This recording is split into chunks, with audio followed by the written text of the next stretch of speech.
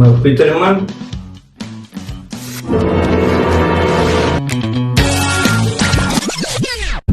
तर आम्ही आता निघालोय. 5 वाजता निघायचं होतं, 5:30 वाजून गेले. 4 वाजता निघायचं होतं, 5:30 वाजता. आम्ही खूप दिवसानंतर आम्ही खूप मंथ्स नंतर जाणार आहे घरी. तर आम्ही नवी मुंबईवरून निघालोय. So it's a long journey. बीडला जायचं आम्हाला.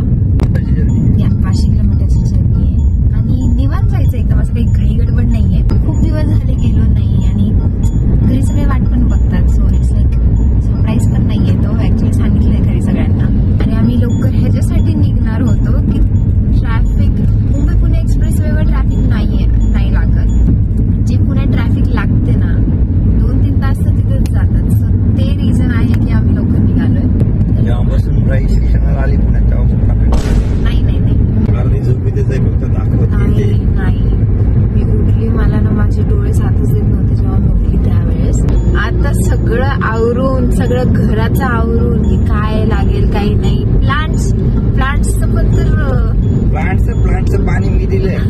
त्या आवरण्यामध्ये हिचं फक्त फ्रेश होणं, हिचं आंघोळ वगैरे आणि हिचं मेकअप एवढं देतं. नाही मी मेकअप नाही करत. प्लांट्स आले का किड्स वगैरे. आपण जर प्लांट्स घेतोय घरामध्ये छान दिसतील फॉर पॉझिटिव्ह एन्व्हायरमेंट, तर मग आपण त्याची काळजी पण तर घेतली पाहिजे. मी दिलं पाणी. थँक्यू. कॉफी पण मीच बनवली. कॉफी पण बनवली. पाणी बॉटल पण मीच भरली. थँक्यू. आम्ही फक्त माझा आवडला ऍक्च्युली. All credits. आता आम्ही मुंबई पुणे हायवेला लागलोय. व्ह्यू एवढा सुंदर होता, मॉर्निंग व्ह्यू. आणि आता हा आमचा फर्स्ट स्टॉप आहे. आम्ही आमच्या मॅन्डेटरी स्टॉपला थांबलोय. सकाळचे 6 वाजले तरी लोकांची लाईन लागली. बापरे, रेस्टॉरंट समोर. म्हणजे एव्हरी टाइम 150 भरायचे का? 30 रुपये एव्हरी टाइम. जर टॉपअप जर कार्ड नसेल तर, जर कार्ड 150चा घेतला तर 1 इयर टॉपअप. काही पीस वगैरे नाही. Wow, nice deal. आणि आता किती वेळा ट्रॅव्हल केलं मुंबई टू पुणे, पुणे टू मुंबई.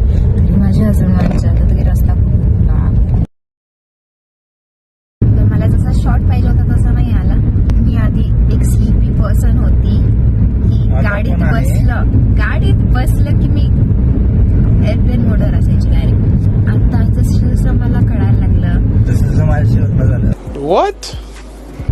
आता तर मला लक्ष ठेवावं लागतं. माझे सासूबाई पण म्हणतात लक्ष ठेव बरं, लक्ष ठेवायचं समोर. मुंबईची स्पीड आणि पुण्याची वाईब दोन्ही वेगळ्या आहेत. तुम्हाला कोणता सिटी जास्त आवडतो? सनराईज बघितलाय बाहेर.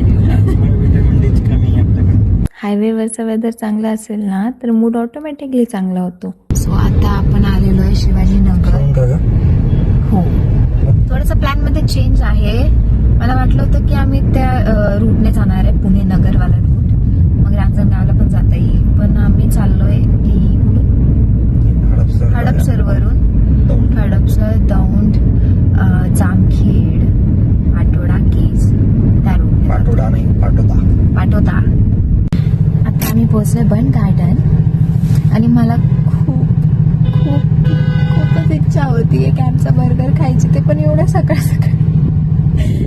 काही टाइम आधी मी म्हणत होती की लोक एवढ्या सकाळी कसं खातात. पण ना माझा एक प्रॉब्लेम आहे, मी जेवढ्या सकाळी उठेल ना तेवढ्या लवकर मला भूक लागते. नंतर एवढा मूड बोर करून टाकलाय ना. दुपे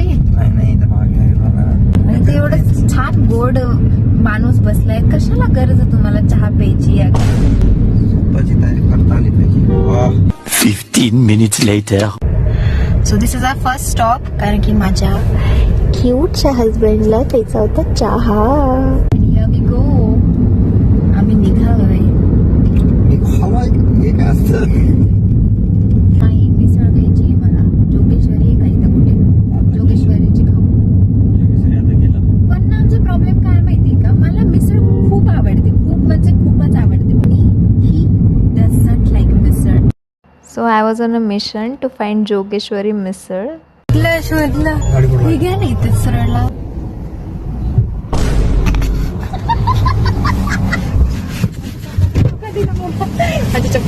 चप्पल नाही, स्टाईल मध्ये चला जाऊ लागली तू.